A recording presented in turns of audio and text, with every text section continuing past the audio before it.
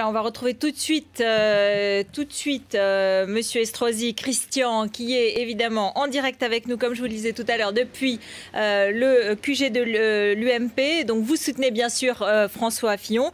Que dit ce soir le camp de François Fillon?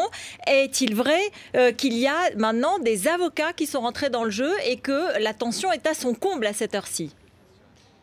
Bien évidemment, nous sommes dans un débat qui mérite que chacun soit vigilant sur les derniers décomptes. Au moment où je vous parle, les derniers décomptes donnent une avance à François Fillon qui est confirmée. Mais nous devons aller jusqu'au bout du travail qui a été entamé la nuit dernière.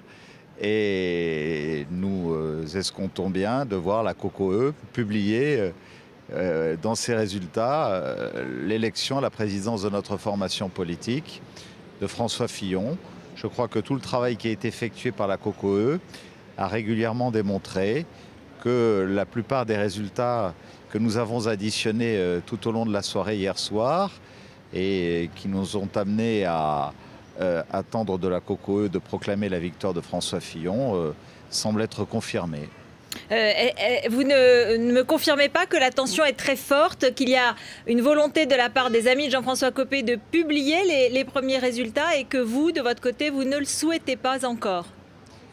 Mais moi, je n'aime pas ce mot tension. Nous sommes dans une famille politique où j'appelle chacun à être rassembleur, chacun la sérénité autour de François Fillon. Quel que soit le résultat qui sera proclamé par la COCOE, est-ce que vous l'accepterez?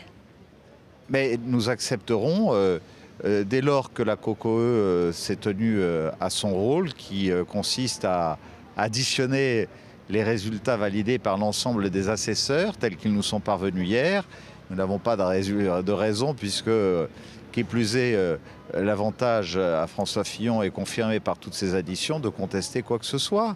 Bon, s'il y a des bureaux litigieux en matière de droit électoral, et il y a ensuite des voies de recours possibles, ce qui n'est pas souhaitable d'ailleurs parce que ce n'est pas la meilleure image à donner d'une formation politique au moment où nous n'avons pas à décourager nos militants, où nous avons à rassurer des millions de Français qui nous regardent et où nous devons nous concentrer désormais, après la désignation officielle du président de l'UMP, à mener le combat contre la gauche, à nous concentrer sur notre projet d'avenir pour la reconquête de la compétitivité, de la justice sociale et de la défense des valeurs qui sont les nôtres.